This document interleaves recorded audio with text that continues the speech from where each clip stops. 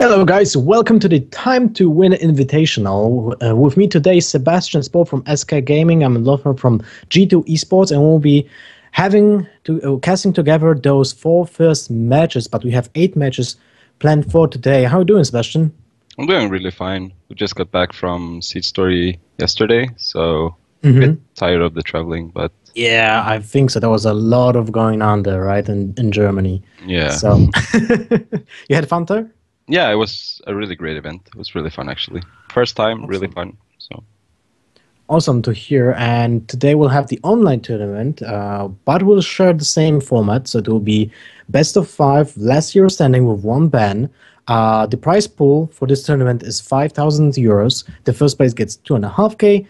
Second place gets 1.5, and then third and fourth place gets 500 euros. So not too shabby. And the 16 players that are taking part of this tournament are actually you're playing, Spoh. Yeah, I'm actually playing. I'm playing later today as well. Maybe I should explain that why Sebastian is casting today with me, and after 4 matches, Powder will be joining me casting because my duo caster Subtle had an accident with his PC. It got burned or something, so happens, and he can cast with me. So we had to take a replacement, and Spoh and Powder were so nice to join me here today. So Spoh will be playing today in the tournament too. Then we have Kaldi, which will be in the first match, but about that later on. And so Tempostorm Kaldi, Navik 6-0, G2 Esports RDU, Ponyhoff, because he has no team, the XLG player Stan Sivka. Then we have Cloud9's Colento, Tempostorm Gara, Fate to Karma Cypher. From Team Liquid, we'll have Neria. From Complexity, Super JJ, who just won the Seed Story Cup. Then we have Cloud9, Ekop, Manalite, Powder, who will join me, as I said before, for the last 4 matches today.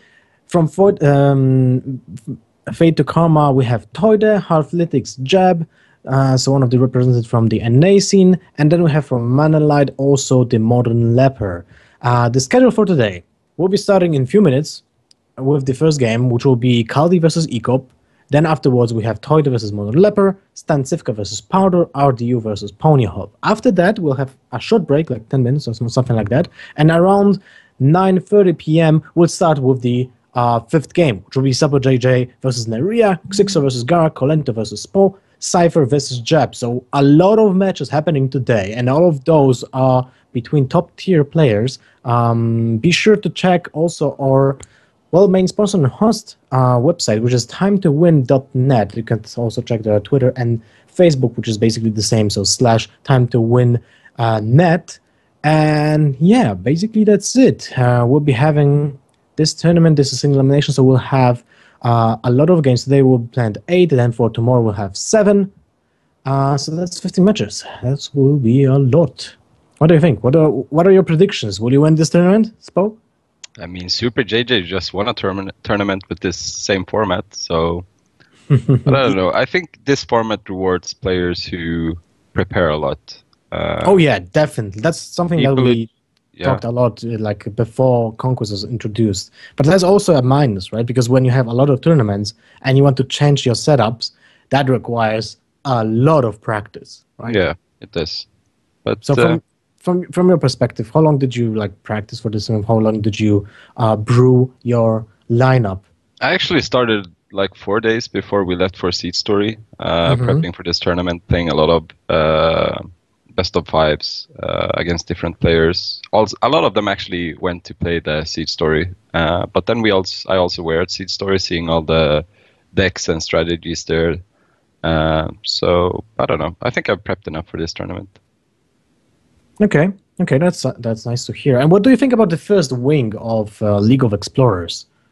It's fun. Reno Jackson, right? Yeah, Reno is awesome. I mean, it's one thing that I really admire about this card is the fact that single-handedly that card affects whole deck building process for all the classes that want to use that, because you can't really just put it in a deck you were playing before. You have to alternate your every single deck if you want to include him. One exception is the Freeze Mage, and what's funny, not many people know that, but from the circle of players that were practicing with each other, so JJ, RDU, and myself, were having the almost the same freeze mage with Ro16 prepared for the top 8. So that was like one of the decks that would be emerged no matter what, and it's really fine. It's really awesome to see that kind of surprises going on after release of just few cards. Yeah, a lot changes. I mean, you saw just changing one card in the game or adding a card, it changes a lot, right? So yeah, it will be interesting to see what people bring here. If we'll see a lot of Reno Jackson, maybe some Dark Peddlers, and yeah, it will be fun. Okay, yeah, that's awesome. I mean, I love the Explorer's hat. I don't know about you, but yeah, the Explorer's hat or the set. No.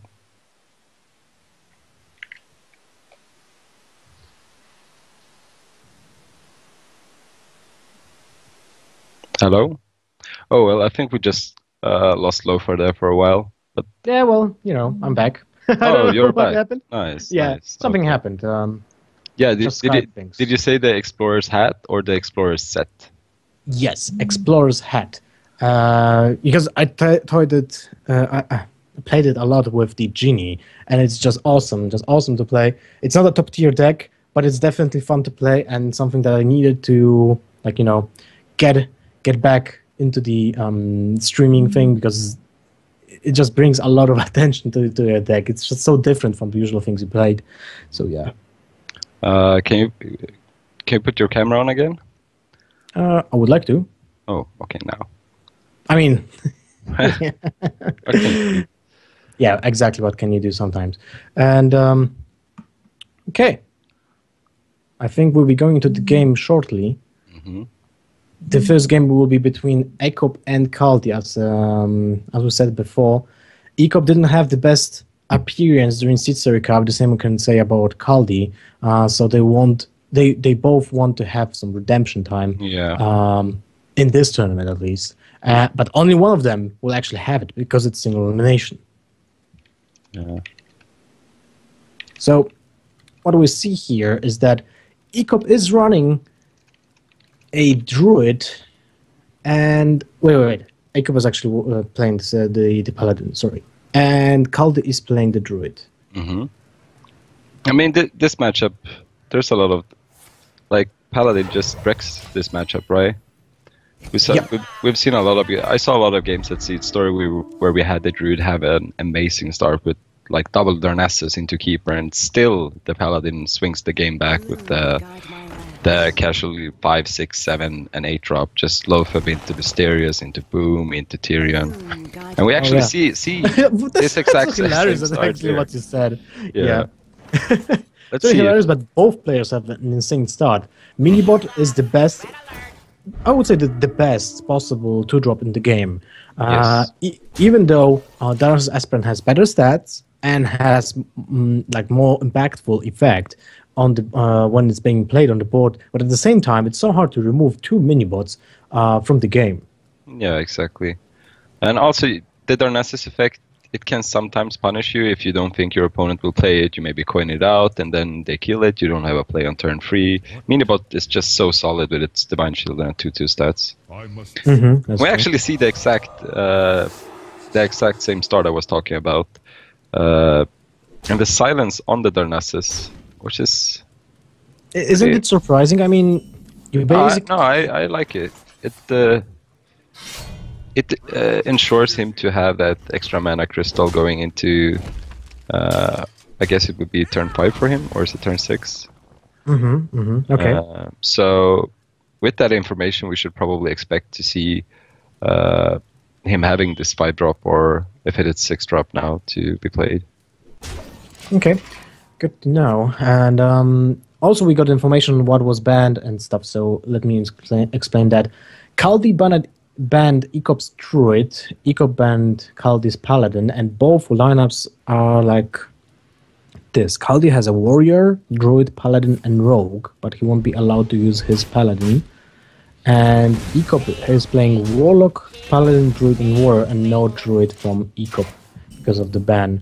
So it's interesting that's also a pattern, right? We are seeing 2 classes from the players being the openers when they are mutually being banned from both players. So one player bans the druid and starts with the druid himself, and the other player bans paladin and starts paladin himself too. It's also interesting to see, like, we spoke about this at Seed Story. Most lineups run warrior, druid, paladin. But we also saw a lot of mage at Seed Story. But here we see none of the players actually favoring to use a mage, if it would be freeze mage or whatever. But we saw a lot of mage at Seed Story. That's true, but when I talked to a lot of players, they were all saying that freeze mage is one of the worst decks currently, and yet many people played it. But but as I said, now I'm really interested in if those players today will be bringing a lot of mages, because the Arena Jackson seems like a perfect fit for freeze mage. But at the same time, there's a lot of decks that can punish freeze mage severely with its game plan. Yeah. So looking here, we saw the amazing druid start, right? And he had the 5-drop coming up as well. But still, it looks like the paladin can actually take this back. We'll see next turn he'll have the mysterious challenger. The other problem is that he's kind of low, and he's even going lower to 13 damage. Yeah. That's kind of surprising. I thought he would be sacrificing the 1/1. Even with the competitive spirit being played, I think it's important to reserve those few life points on your back with just a mere 1/1, right? But seeing as he played the competitive spirit, I think he wants to get as much value out of it as possible. Yeah, but it will just stopped by the hero power, right? That's the problem. Yeah, but my guessing is that he thinks that his opponent will pop the spider as well, right? So that will be one less creature to worry about, I guess. I don't think so. In my opinion, most of the druids will be just aggressive here, just go for the damage, because you know that you can't handle the game long term when your opponent drops the mysterious challenger. But I'm surprised that Kaldi didn't kill the 1/1. No. Also, killing could have buffed something else if it were something it might have been avenge. Yes, that's true.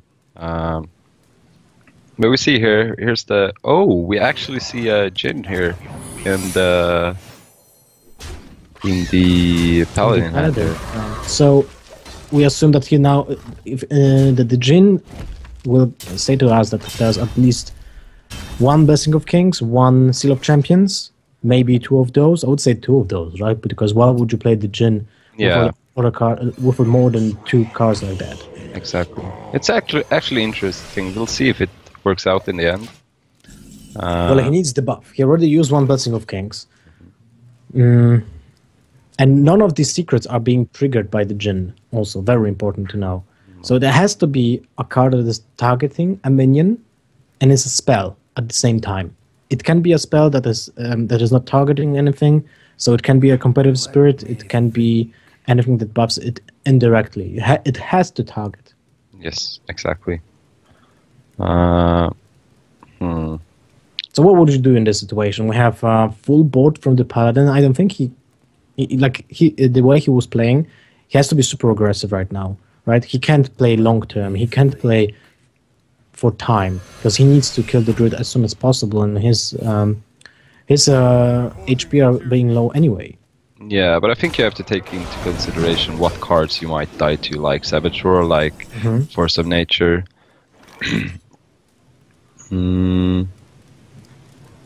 This should be lethal, right? Well, it depends on there's 3 secrets, right? So you can assume there's 1 noble sacrifice. You attack with the Armor Smith first, because then you have 6, 7, 9 damage, 12, exactly. Yeah, exactly, Paul. So Kaldi will take the first game. Actually, the druid with this sick opening won. Yep. But it was slowly turning the away. I mean, it was changed. The situation was slightly changing into Ekop's favor. And maybe actually that 4 HP he took attacking into the Druid of the Claw actually mattered here because mattered a lot. Yeah, it did. I mean, he wouldn't have a lethal anyway the next turn, but maybe it would change a lot when it comes to the possible outcomes with, an example, Mysterious Challenger, How do you play with that? How do you trade? And also, there's a lot of cards that could say probably Coghammer if he plays Argus. Oh yeah, right. Belcher, we have well, he Tyrion. plays Jean, right? So he might change his list a lot. Yeah, he might not have Hammer. He might not have Tyrion, in example. Tyrion, you gotta play Tyrion. We it's the best. Yeah. Turn 8, of course, drop. But at the same time, what would you put out from the Paladin to place the Jin into the deck? I mean, Coghammer is probably one of the cards. We could see some list runs 2 zombie shells. Maybe he cut one of those. There's a lot of potential cards. He had a lot of secrets though, so I'm not really sure. Well, we will not see this deck anymore anyway because it's last year standing, so it's being knocked out. And so, Kaldi will continue with his Druid, and Ekop will have to switch to Ekop Warlock. Has Warrior, Warrior and Warlock. Warlock and Warrior, yes, exactly. Since Kaldi banned Ekop's Druid. Exactly.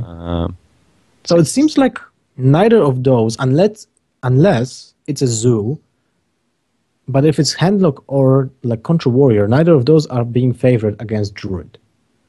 Usually, you can say that like that, because that's how it looked like way before. The midrange Druid was just punishing decks like Handlock, punishing decks like Warrior, which can't really effectively trade with his opponent, because most of those trades are being made by weapons in case of Warrior, so you get the damage anyway, and you're being finished off by the hero power. By the Druid's combo. And when it comes to Handlock, you have to build your board, but at the same time, Druid will not allow you to play Molten Giants until there's time to actually kill off the Warlock, right? Just avoid the Molten Giants till a certain point. But I think lately, actually, the Warrior versus Druid matchup has gone up for the Warrior. Because of Bash? Not only that, Druid plays... a lot of Druid list runs 2 Darnassus, which I don't see is really that good against Warrior. Usually they get dealt with even more, and then you probably cut them for your 5-drops, which is really good against Warriors, such as Azure Drake, or I mean even Belcher and stuff is really good against Warrior. And then Bash. I mean, bashing a Piloted Shredder on turn 4 with a weapon up is just awesome. So I think sure Druid is still favored, but I think Warrior has climbed up from being really, really unfavored, actually. It's going to be interesting to see here. It also depends if Ekop is playing the Control one, right? Because there's multiple possibilities of having a different type of deck. An example can play still the Patron, and he can be playing mid-range Control Warrior, because, like, you know, with Pulse Shredders, I have seen those on ladder quite a lot lately. Players seem to switch like the end game of the Warrior. It's either super greedy, like super greedy with multiple dragons, like with Ysera, with Alexstrasza. Some people even use Nefarian, or you just see the switch to a certain more mid-range deck with Pulse Shredders and, of course, Deathspite. So yeah, there might be different approaches to the Warrior, especially after releasing the new expansion. I have seen some Reno Jackson Warriors too. I haven't seen any of those lists yet. Yeah, I was wrecked on ladder today by one. It was, I mean, I couldn't expect a Reno Jackson Warrior, right? No, I mean, but there's so many 2-offs you play in Warrior. It's weird. Especially the weapons, right? Yeah, you have the weapons, you have Execute, Shield Slam, Shield Main. I guess you could cut one of those, but I'm not sure. But, you know, interesting thing about Reno is the fact that you don't have to build your deck with all ones. You can play. Oh yeah, of course, but and you can still draw those or just play those. So it's the same situation in Freeze Mage. You have a lot of double cards that can be used, but at the same time your card draw is really high. So you can be sure that you will survive till the end game when you just play Reno Jackson for sure. Anyway. Yeah, but that's like a Freeze Mage. The Freeze Mage list I saw that I think you guys used was with 8 2-drops, 2-offs, right? But the difference there between Warrior and Freeze Mage is that Freeze Mage, as you said, has a lot of card draw, and Warrior doesn't really have that. Well, it can be built this way, right? Yeah, of course it can. And I was gonna go into this. I would be really surprised if Ekop was playing Handlock, seeing as he didn't ban Druid. So I was kind of expecting the Zoo. It's gonna be interesting to see if Kaldi can manage to take those 2 aggro decks, which is actually really, really good against his Druid. But look at his opener. Yeah, this is just insane. Yep. This is the best opening that you can have in Druid against Zoo, especially if there will be a Flamen. But he didn't keep the Wrath. That's interesting. I think Wrath. I'd always rather have a Darnassus than a Wrath, right? Because Wrath, it's 2 mana, usually a whole turn. You remove one minion, but they always just flood the board even more usually. So I can get behind this. Okay. So I bet that Ekop has 2 Dark Peddlers in his deck, right? The new cards from League of Explorers, 2 mana. Oh, yeah, there's one. Here he goes. I've seen a lot of funny stuff. So, can you explain me how this card works? So you discover a 1 mana card from your class and the neutral and basic cards, etc. So there's the possibility to get the Soulfire for lethal. You can get a Void Caller, a Void Walker just to protect yourself. You can get that Power Overwhelming. There's a lot of fun stuff that can happen with this card. It's basically a free drop too, right? Because you can clear out perfectly if you need a minion on turn 3. So yeah, exactly. You play just 2 minions, which fits the deck strategy to just fill the board with small minions. So it's a really great addition to the deck. And as you said, there can be crucial finishers also fished with this deck, with this card. Sorry. One thing that I really dislike in most card games, and especially would be really awful in Hearthstone, is tutor cards, like cards that can just take one of the cards from your deck and put it in your hand, and because it's just really powerful effect. Dark Peddler is something in between those, because it gives you some possibilities of fishing for a certain card, but at the same time, it can't be abused. Yeah, so I agree. It's a really good game design card. Yeah, I agree. Card. So here we can see the Corruption, which is a world card, and then 2 neutral cards, so to speak. And the Dragon Egg is not that bad, especially in Zoo. You have a lot of possibilities to use it, actually, with the effect. But of course, the drops are not that great either. No. Corruption is not a good card either, so I'm not sure. Corruption would be great against Handlock for our Ancient Watcher. Yes. But yeah, I digress. Anyway, guys, also remember, there's a possibility of your tweets being shown on screen. Just be sure to use the hashtag Time2Win in your tweet, and most likely will be shown during our broadcast. So be sure to do that. That's cool. Get some free publicity. Yeah, tell something about the tournament, tell something about the cards. You can always say something interesting. Tell us who you're cheering for, etc. Yeah, exactly. I guess there will be a lot of people rooting for someone. So give your support to your favorite player by tweeting about him. We saw her last turn. Ekop could actually have attacked in the 1-1 into the 2-3 for the trade, but he chose to go face for the 1 damage. And it's kind of sort of being punished in a way. Well, is it that bad? I mean,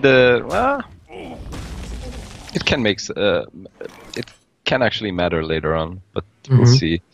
Druid of the Claw will most likely come down here, protecting that 2-3, so we'll be able to play the boom next turn. Definitely, the boom has to be dropped down next turn because it's the only possibility of making comeback against Zoo in this matter, unless of course you have a really perfect swipe. But most of the situations that will be really this hard is such a power turn, and I'd be surprised if the Druid even comes back for this. Clears the board, extends his board with the 4/4 Nerubian and the Dragon and a Doom Guard. Yeah, it looks we've already seen a swipe as well, so this looks. And now it's not even he's not even able to play the Dr. Boom, so he has to go for the low tip and Living Roots to finish off one of the 2-1s on his opponent board. And this doesn't look great for him, because even if he clears one of the small minions from the board, there's still a 5/3 which can trade with the low tip, but just ignore it and just go face for 9, 11, 14, 15 damage. I mean, we could use the Wrath, Hero Power and Living Roots and not play the low tip, I guess. Is it better? I would favor to have like a minion on board than using Wrath in this situation. Because you kinda delay your cards in hand by one turn because of that. Usually you want to have like the minion that you have in your hand, if it doesn't have charge, it's basically useless in those situations when your opponent's already ahead. So the one possibility that you want to make a comeback is to play those minions as fast as possible so they can react during the next turn and save those cards that can have instant effect on the board in your hand for the next turn. But I mean, Lothar would have just been traded the same. So basically you trade your Wrath to kill the Doom Guard, which instead would have traded into your Lothar, right? Yeah, but at the same time, you still have the Wrath in your hand, which can be played with your 5-drop next turn with Druid of the Claw, an example. Yeah. Well, well, it doesn't really matter. No, it doesn't matter here. We see I mean, Kaldi got away with one game with winning the Druid versus Paladin, but here we see the strength of Zoo. And Ekop will tie it up 1-1. Ekop ties it up, and so Kaldi has Paladin and Warrior? No, Rogue and Warrior. Rogue and Warrior. Yes, Rogue and Warrior, and I guess he will pick a Rogue, because that's one of the decks that have access to multiple AoE's effect, like Fan of Knives, like Blade Flurry, which can be crucial in this matchup. Also, the backstabs. SI, yes, exactly. Yeah. Backstab and SI are a powerful tool in Rogue's assortment, as you can say, to just deal with those early pressures. Because if you can make a board for the Rogue, even with one minion, then you can ensure that you will have better trades for the future. Because most of the minions that are being played by the Zoo are really reactive. I mean, apart from Doomguard, you don't have any charge minions. Yep. Unless is there a 1-drop with charge? You can get a boar from the Dark right. Okay. There's always those kind of weird things that can happen now. I mean, that's really important because you can PO the boar. For example. So that's a charging 5/5 minion for 2 mana. That's pretty nuts, I would say. It's gonna be interesting, like seeing how this. I mean, let's say Kaldi wins with his Rogue here, then obviously Ekop goes to his Warrior, which he should be favored in, and if everything goes as the matchup wise says the percentages, we should be seeing a Warrior mirror in the end. Oh God! We saw a lot of those at Seed Story actually. Cup. Yeah, there was a lot of those, and those are not really that exciting to some point. I mean, Chat will Resident Sleeper for sure. Yeah, an example, seeing Freeze Mage mirrors is interesting because there's a lot of micro decisions that I have to play to make during the game. But Warrior mirror is mostly decided by who has the Justicar first, and in most of the situations, you don't even play minions if you can in the beginning of the game because they die basically to the weapons, and you don't want to do that. Yeah, and also there's a lot of people drawing when you should not draw in the mirror of the Warrior mirror. So, well, except for that, there's basically what you said. Just get that Justicar and hit your hero power. Yep. I will see the match starting in few minutes. I guess a few seconds. It's 1-1. So we'll see how it goes. I mean, Kaldi has to start with Rogue, right? Yeah, unless I guess he could be playing Patron Warrior or along those lines, I guess. But in the end, I guess it doesn't really matter, does it? Because then doesn't matter. I mean let's say Ekop plays the Control Warrior, then he should be favored against both the Rogue and the Warrior of Kaldis. So that's true. That's a good point. And if you can swing a win with the Warrior, which should be, the Warrior was really unfavored against Zoo, but with the introduction of new cards, it might slightly change. But it's still heavily dependent on the weapons. So, but we see Kaldi here going with the Rogue. And he also has the coin. This is actually really important. Oh, wow. double and two backstabs in two hand. backstabs. We also see the Assassin's Blades. Assassin Blade. This is actually interesting. If Ekop's warrior, let's say Kaldi wins here, and Ekop's warrior doesn't have a weapon removal, Assassin's Blade is really good in that match because you can dash in so much damage.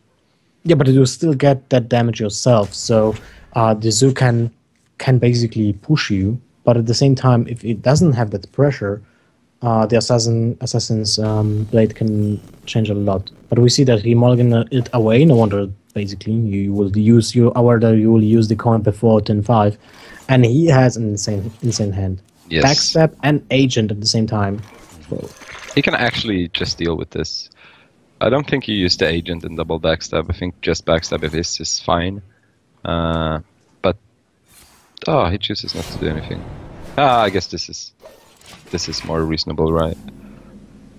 Since right now it's just a vanilla O2, which is not activated. It can be killed. It can't be killed with the backstab, so because there's no point unless you will use the eviscerate here. I mean, was it worth it? I don't think so. The more I think of it, I don't think it's worth it. I mean, there's no need to deal with it unless you see an activator, I guess, because then it's just a O2. So we see the backstab SI come down here.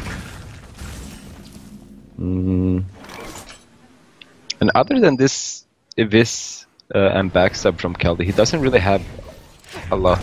I mean, he has a sprint, but no prep. He has a Blade Flurry. Oh, now, yeah, now he has a Blade Flurry. Do you Blade Flurry this board? It's so hard to make this decision because you know that Blade Flurry has so much value. Yes. And if you think about it, this board is basically one card. Because the one of the imps was being generated by the imp gang boss, so it's not a card when you think about it.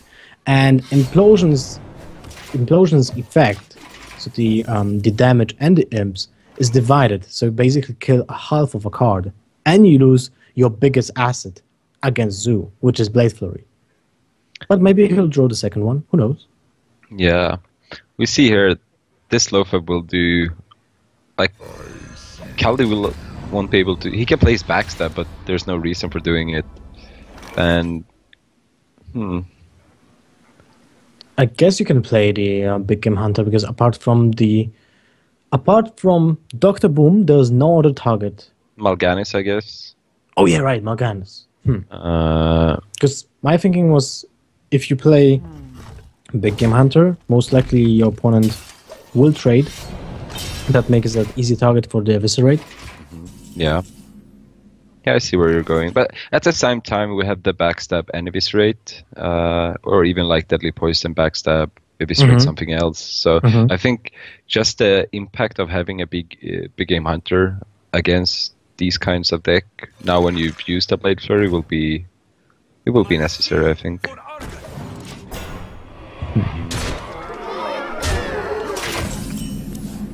Two Tinkers. Yeah, that's not good. Unless you draw in a prep to do something with this, but even though Tinkers without the second Blade Flurry are kind of useless here. Because that's just too slow. Even if you kill the 6/6, it's just not enough. This seems... With such a good hand Kaldi had from the beginning, this just seems hopeless now. I mean, he really wants to use that sprint, right? But will he have time? Was there any way to not play the Blade Flurry when there was 5 imps on the board? Yeah, I think so. I think because you can just ignore them for one turn, right? Yeah, it was 5 damage. Yeah, it's 5 damage showing. It's not that threatening in my opinion. And seeing how he has no minions or can put up pressure himself, I think saving the Blade Flurry would probably be better to ensure to be able to draw into minions or threats or other types of removal so he could stabilize, but... Now he is kind of in a pickle because without the second Blade Flurry, he has no ways of dealing with this board.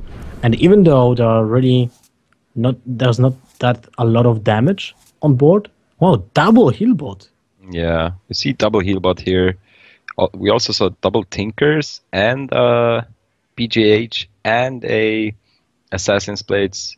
I wonder So what. he's being preparing for a warrior, I guess, because you use the Assassin's Blade mostly against control classes, right? I mean, this is really good against Freeze Mage, from what I can see. You Okay, have you're you have right. Lofab, double Antique Healbot, double Tinkers, Assassin's Blade, BGH.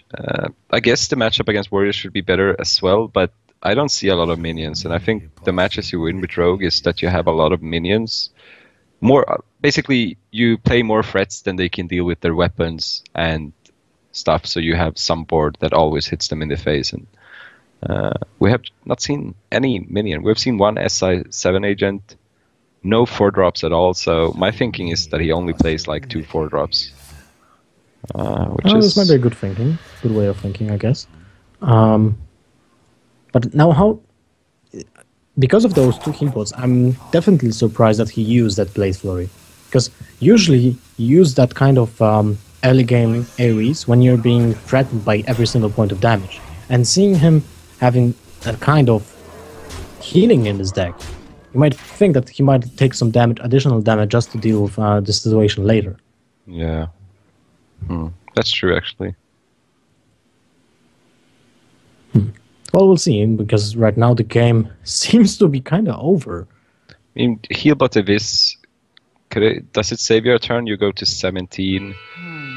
I mean, we know there's a Doomguard and PO. Kaldi doesn't know that. So he goes to 17, as you said.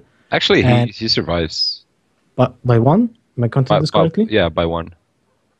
4, 6, 9, 10, 15, 19. No, that's 19 damage. Wait. And he will be at 17 even if he clears a minion. So he has 9 from hand, 10. 16, 12, sorry. Yeah, after the eviscerate, it will be 16. Okay, yeah. Exactly. Yeah.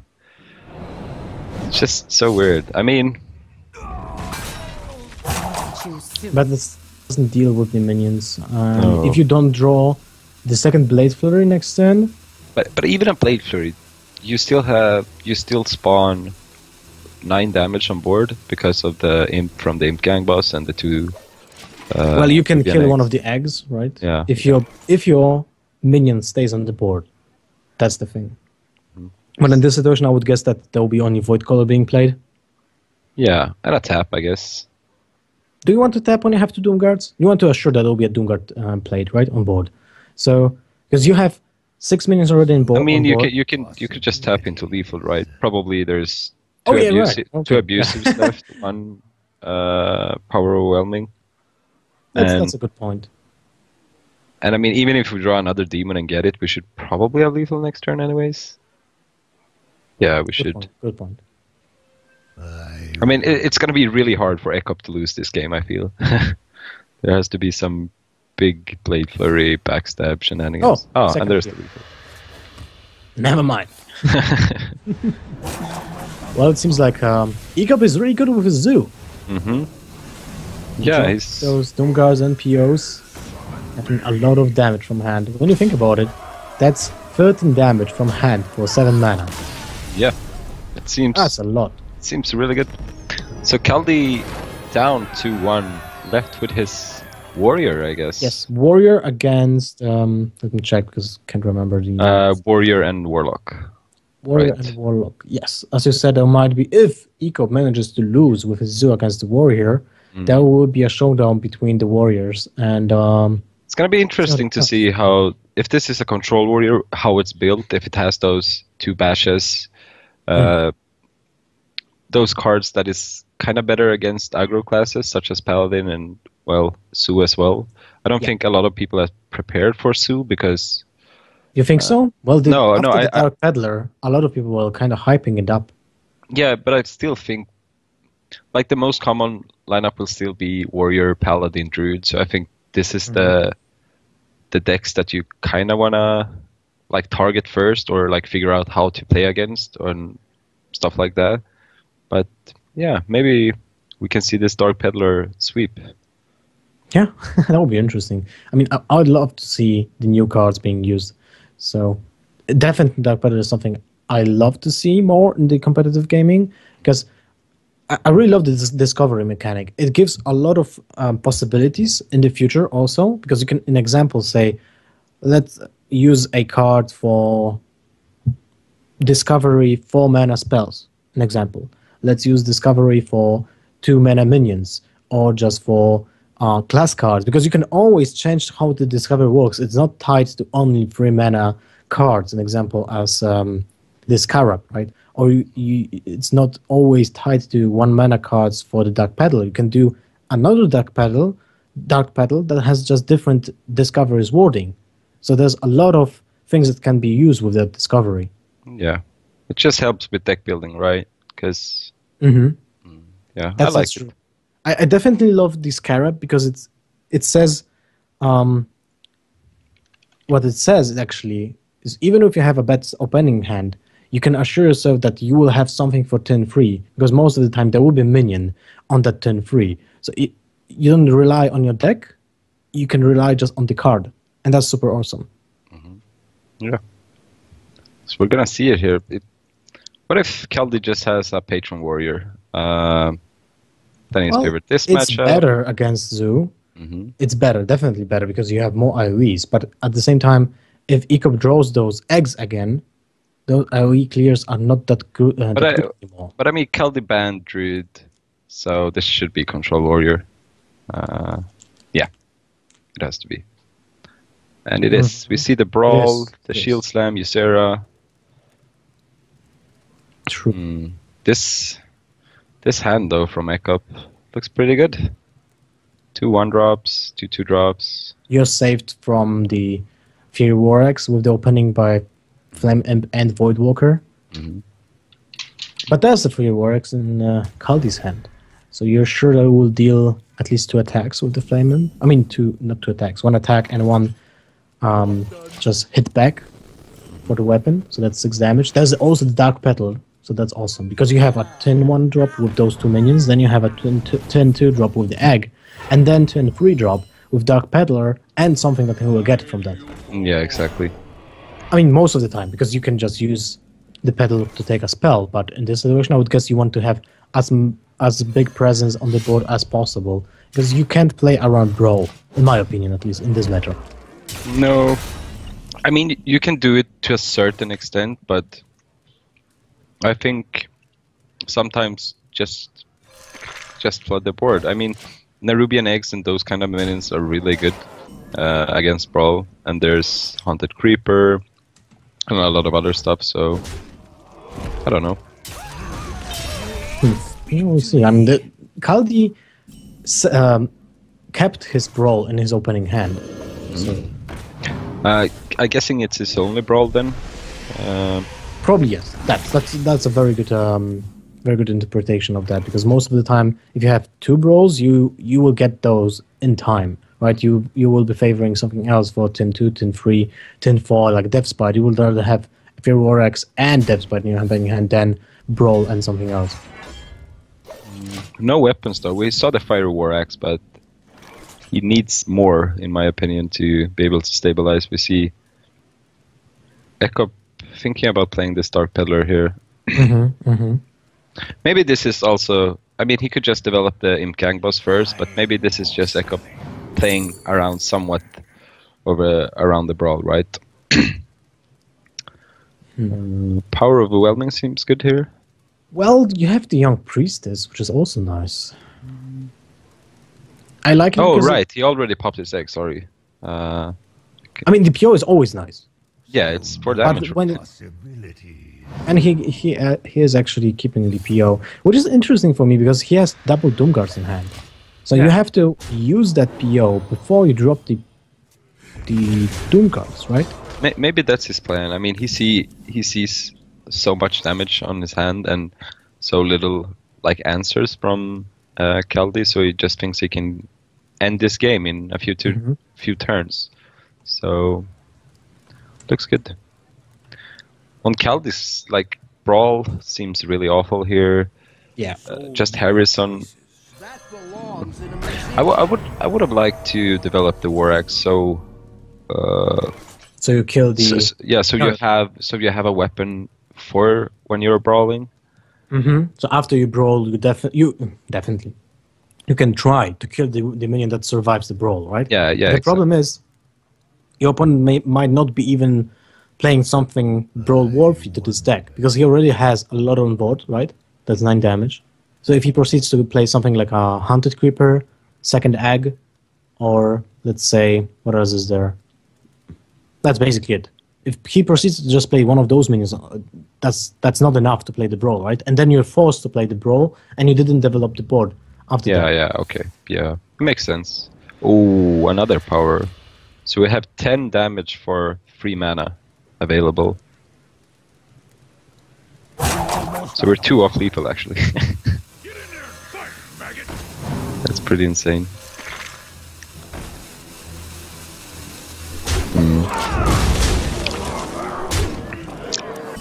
And that's here comes the death spy, but it's kind of too late. It is, definitely it is. Because now you can't really rely on the death spite effect. If you want to pop it instantly, you will have to destroy the weapon with your other weapon. Yeah. That's well, that's basically only killing the abusive sergeant. Maybe it was just not worth keeping the brawl. Maybe have an extra draw to get the weapons. If he plays bashes, maybe get those. Even like maybe even slams, right? Yeah, slams, stuff like that. But seeing as he plays Forest Sun, I think this deck should probably is more like ticked against control matchups than it is against aggro matchups. Maybe that was also the reasoning why he kept the brawl. But I agree with you. Yeah. Might have been better to fish for even like Armor Smith Taskmaster. Yeah, those cards are really good against aggro in general. So 5 on board, 9. 12. Yeah. 12, and that's like 9 damage from the hand. So that's damage over 11, 14 damage. Ekop takes it convincingly with the help of his Stew, which won him 2 games in a row. Yeah. And it seems like the Dark Peddler is a really good card.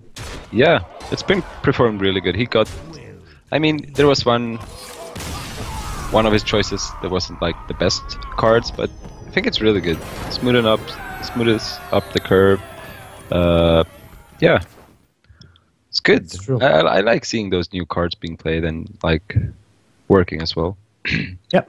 So yeah, that's definitely a good addition to the kind of lackluster TGT expansion, right? Because we didn't see a lot of impactful cards from that expansion, but it seems like League of Explorers will have a lot of those. Yeah. Because we have the Reen Jackson, which affects the deck building a lot. We have the Dark Peddler, which can also change the way how Zoo is built and change how the deck is being played itself. So there's a lot of stuff that can be affecting the game just by deck building process. So it's awesome to see that. I'm really interested in how are the other players being preparing for this tournament. I mean, it's only 1 week into League of Explorers, and a lot of cards will be introduced tomorrow, actually, right? Yeah, I think the second wing opens tomorrow, or is it Thursday? Yeah, I'm pretty sure this tournament only will feature the first wing cards, though. But still, there's going to be, like, we have DreamHack Winter coming up. It's going to be a lot of fun to see what decks are going to be played there with new cards. Yeah, I mean, next wing, isn't it Uldaman as well? The Paladin card? Uldaman? I'm not sure. I will have to check. I will check it in the break. But for now, Ekop advances to the next round, which will be tomorrow, and the next match will be between Super JJ and Neyria, and we'll see that shortly after the break. So we'll take 5 minutes now, and we'll be right back. Don't go anywhere, guys. You love playing games and got the ambition to prove your capability against others? Show everyone that you got it in you. With Time2Win, it is now possible for you to earn real money with esports. Time2Win offers you a platform with a competitive matchmaking system that fulfills all expectations. An original rewarding system with a new structure and innovative game modes for your favorite games. And it all depends only on your skill, since our matchmaking will ensure to match you with players within your skill range. That means, as a beginner you will not be matched against advanced or professional players. You can join a buy-in tournament and paying a fixed amount like everyone else enlisting in the tournament. When everyone is signed up, the tournament will be played out, and after it is finished, you will get your winnings transferred to your Time2Win account directly. Different tournament types and a payout to at least 25% of all players are standard for Time2Win. Additionally, Time2Win offers the ability to create your own tournament. This means you will get a pre-made mask to ensure setting up your tournament is as easy as possible. You can decide to let others pay a buy-in, or you can sponsor the prize pool yourself. Banners, product placement and team introductions can be placed easily to ensure you can give your sponsors and partners the ad space they want. If you don't have the time to play a whole tournament, or you just want to play a quick match against a player in your skill range, then challenges are your go-to solution. In those, you and your opponent pay a fixed amount on your own game. After you won the challenge, you will receive your winnings immediately. Time2Win also offers premium memberships, which allow you to sign up for special Time2Win tournaments. Time2Win tournaments will have no buy-in, and the prize pool consists of the house fees of all played challenges, tournaments and premium payments. After every game, part of the buy-in goes to Time2Win as a fee, like in poker. From those fees, the premium tournament prize pool will be generated, so the more premium users, challenges and tournaments are played, the bigger the prize for next month. Loyalty will be rewarded. For every match you play, you receive loyalty points. With those, you gain access to special offers in the Time2Win shop and can adjust the appearance of how your Time2Win profile looks. Additionally, buying keys for Time2Win chests is cheaper and you gain discounts in the shop. Your money can be easily transferred from your bank account to Time2Win. We are partnered with the certified payment provider Skrill to ensure the highest security, fastest transaction times and best user friendliness. We're not taking any risks when it comes to your money.